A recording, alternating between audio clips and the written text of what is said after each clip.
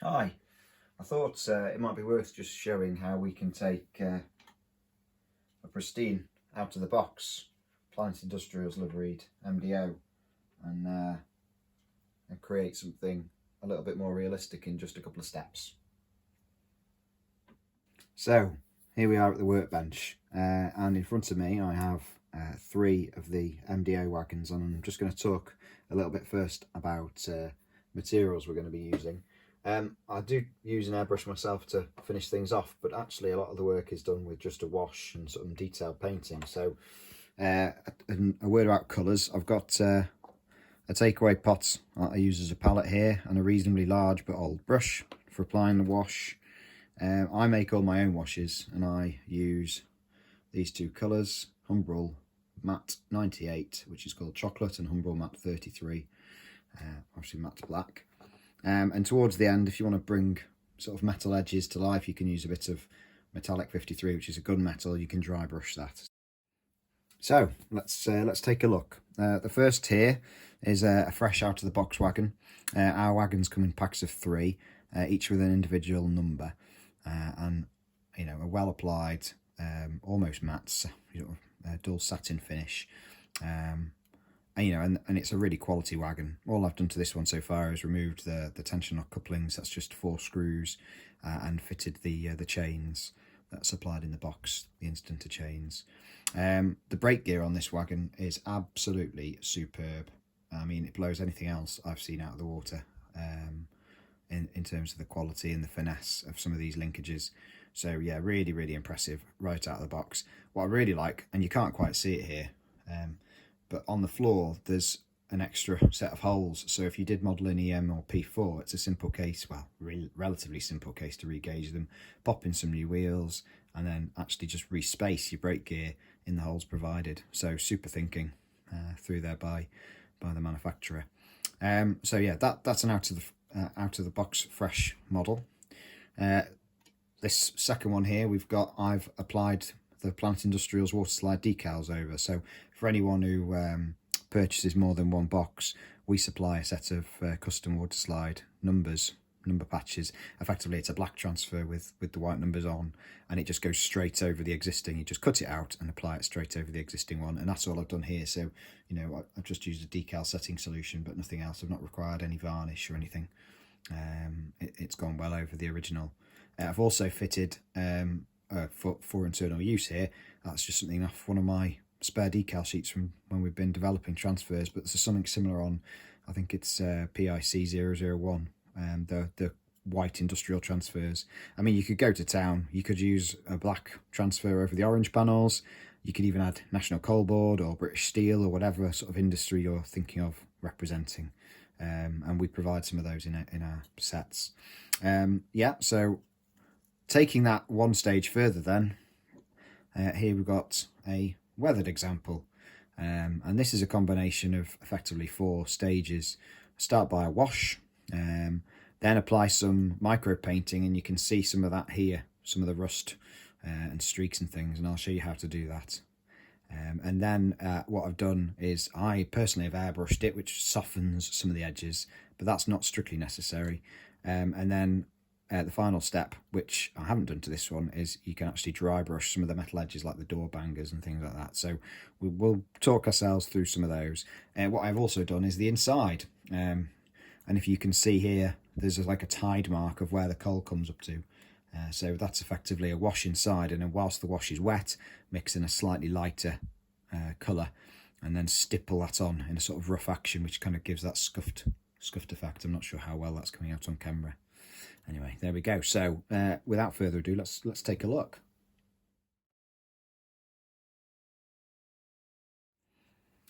So it's a fairly straightforward process, really. I tend to give your paint a quick mix. I mean, I've mixed this a little bit already this morning, and then just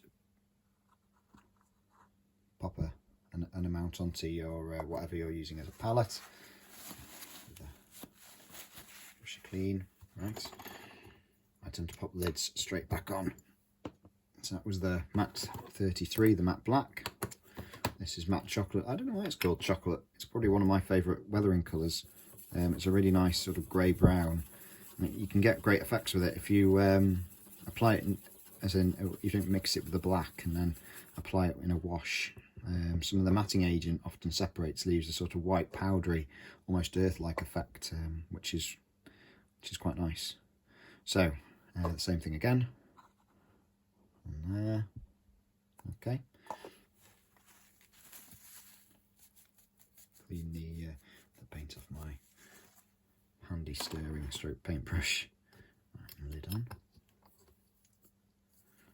Okay, and then the reason I mix my own washes, and this is just white spirit, the reason I do that is because you can vary the tones throughout the wagon by sort of mixing these two together. So what I tend to do is get my brush nice and wet and then just pull in a bit of both until I've got the sort of shade I like the look of. Make it a tiny bit darker.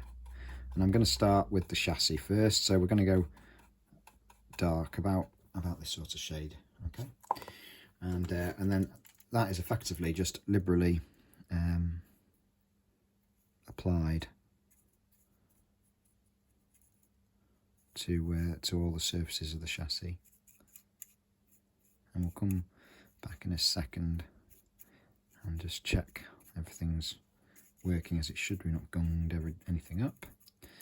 Okay, and I tend to just give the brake lever a wipe with my finger because often the end of the handle there was kept clean.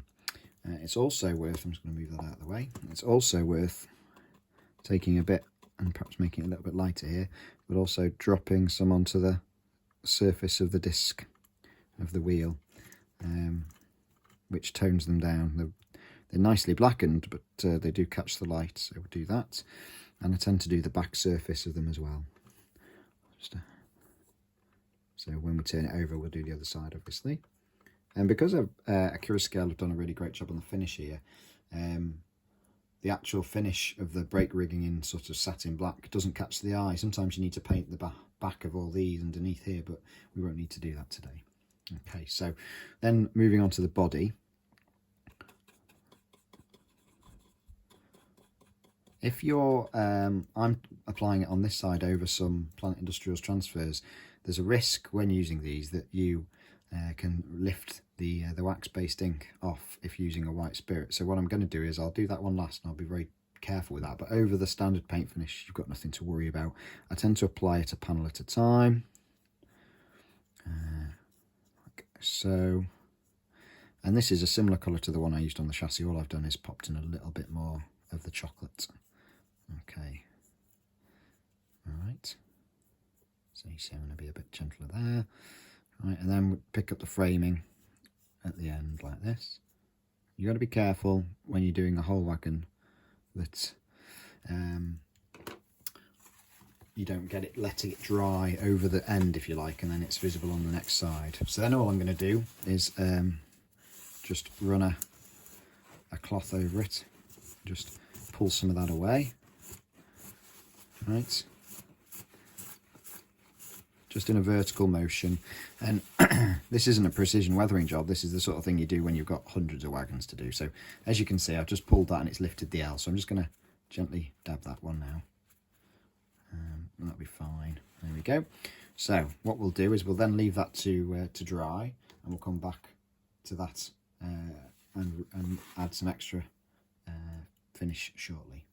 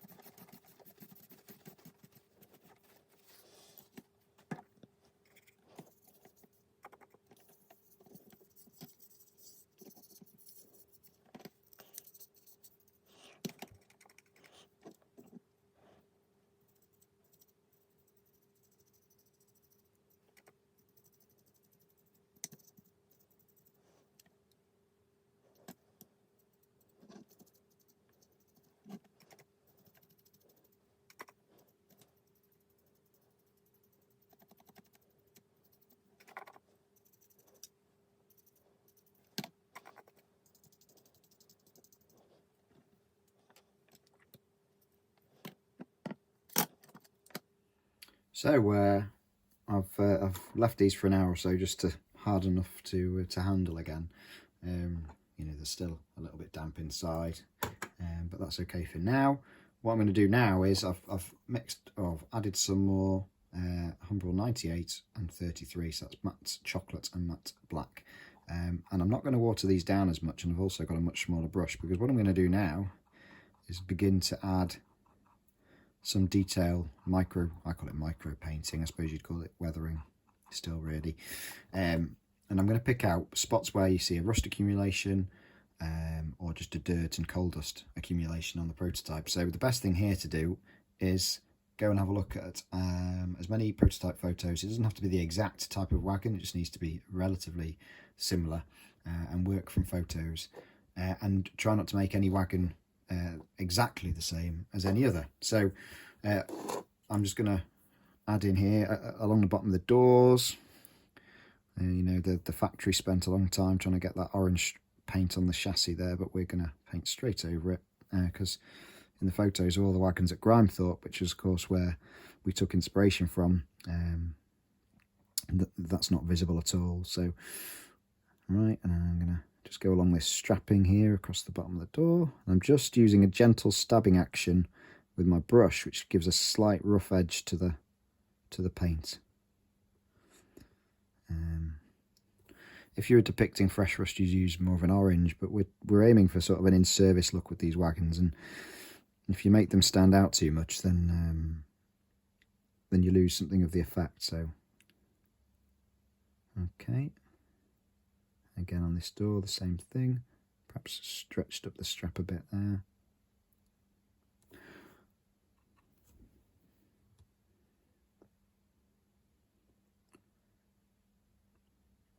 By constantly mixing the two colours, the black and the chocolate, together, you also get a bit of a variation in the effect, which I think is quite pleasing. So where else on the side of a wagon do we see this sort of effect? You quite often see it around these hinges, a bit of gunk from any oil or grease that's been used on them. So I'll add that in.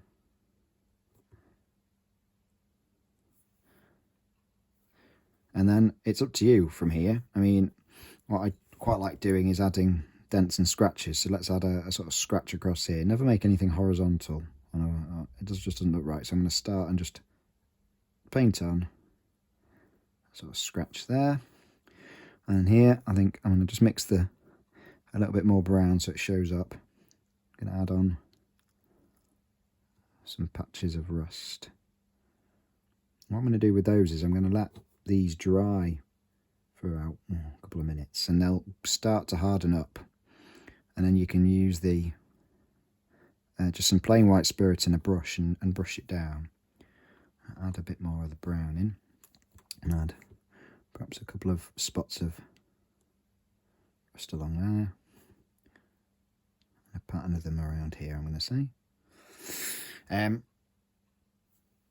then if you've got a nice fine brush, you can try this. Otherwise, I wouldn't bother. But if you've got a fine brush, you can add some more of the rust along these parts, because quite often, I'm not sure why, whether it's a reaction with the weld, but you'll get spots of rust along the door strapping.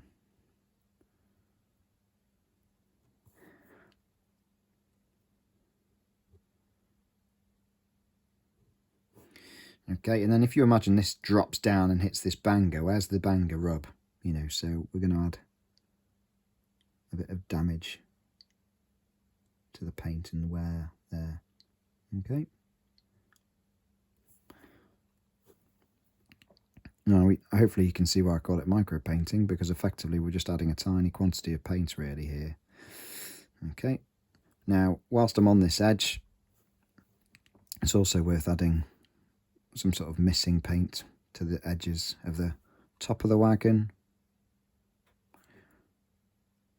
What we'll do later is we'll add quite a dark wash over the top, whereas the sides will only get a light wash. I mean, if it was my personal wagon, I would dust this with an airbrush, but I'll show you how to get a similar effect with just a thin enamel wash.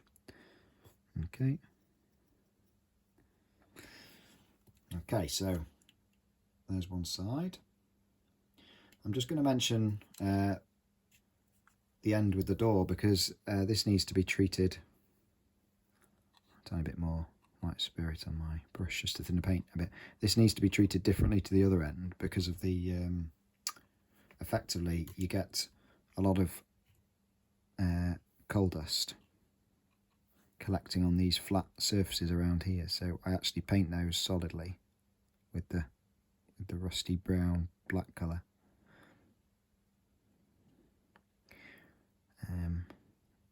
I've never seen a photo of these bits clean, so they get painted. And it's also, you know, this surface here across the bottom of the door, it's just a bit trickier to get into around the nice lamp iron.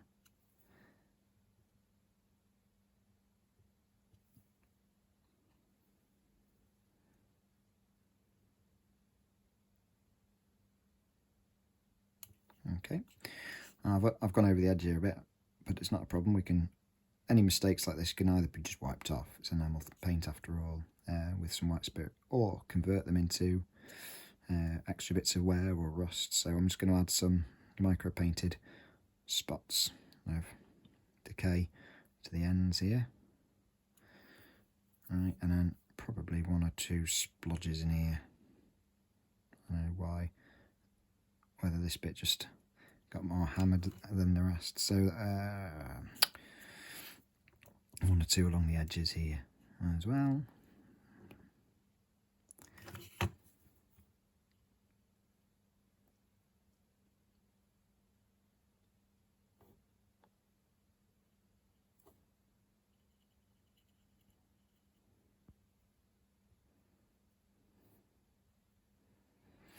Okay, before I go on to the rest of the wagon, I'm just going to show the effect of dragging this down with some white spirit. So I've got a big brush here that I used for the wash before. I've dipped it in the white spirit, and I'm just going to take off.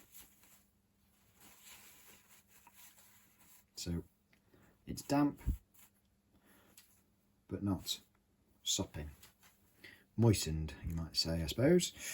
And if you can just make out those spots are just drying now, they're just sort of coming to. So what I'm going to do, I'll show you on the camera afterwards. I'm just going to drag my brush down the body. My effect, what I'm looking for here is to the point just as the spots start to streak.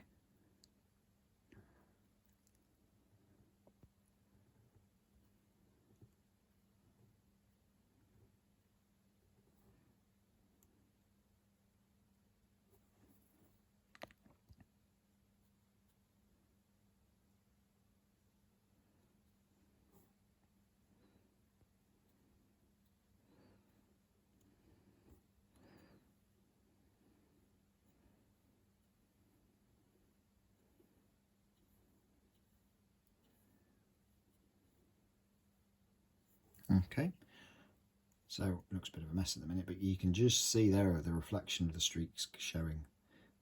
What will happen is, as it dries, you'll spot just a sort of variation in the finish, which is really pleasing to the eye. Okay. Once you've done that to all of the wagon or wagons, you then need to leave it to harden. The enamel paint probably needs 24 hours to go off before it's harder to reactivate it with the white spirit, because what we're going to do is we're going to add a final wash to tie it together, and we don't want to sort of turn this into a muddy mess. So put them to one side once you've done them.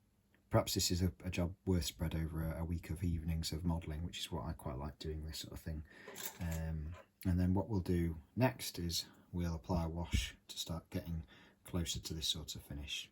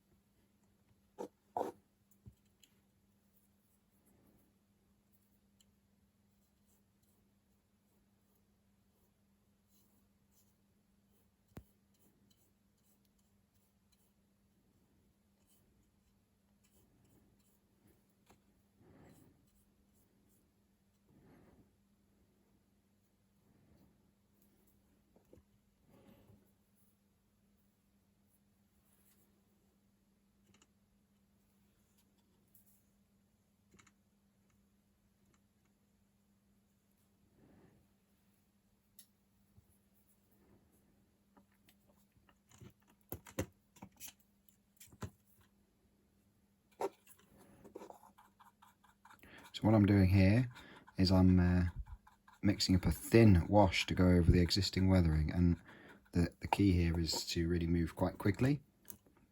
Same colours as before. You need a big brush to get into that panel.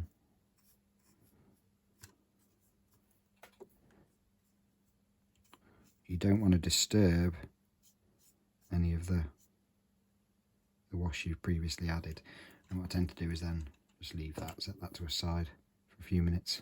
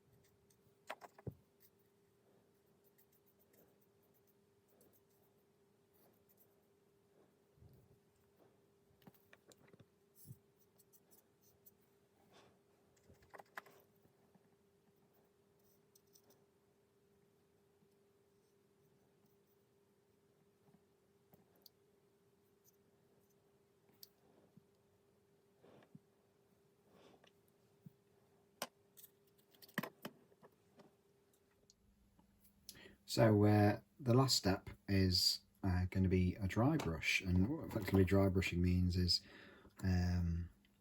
applying a very small amount of paint over sort of raised surfaces, and it's a technique often used to good effect by military modellers and perhaps not well understood generally in railway modelling, but I use it a lot. Especially I use gunmetal in this way. So effectively this is just a gunmetal, it's a metallic paint. You dip your brush in, you brush it off until you're getting almost, almost nothing left off the brush, you see. So it looks effectively like it's dry. Move this out of the way. And then you basically carefully just brush over metals, over sort of raised surfaces, and the paint is left behind on them. It's good for showing where places might see sort of bare metal surfaces or a bit of gunge building up or grease. So it's effectively it also highlights some of these edges, and I think that contrast, however subtle in the finished model, is really nice. So do it in door bangers and whatnot. Okay, and then the final step, in fact I'm going to use a slightly smaller brush for this. Again, gunmetal. Just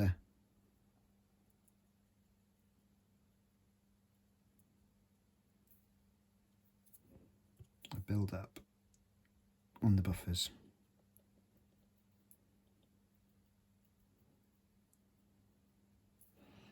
Okay, so I'm going to get on and do the rest of these, and then I'll talk about them again at the end.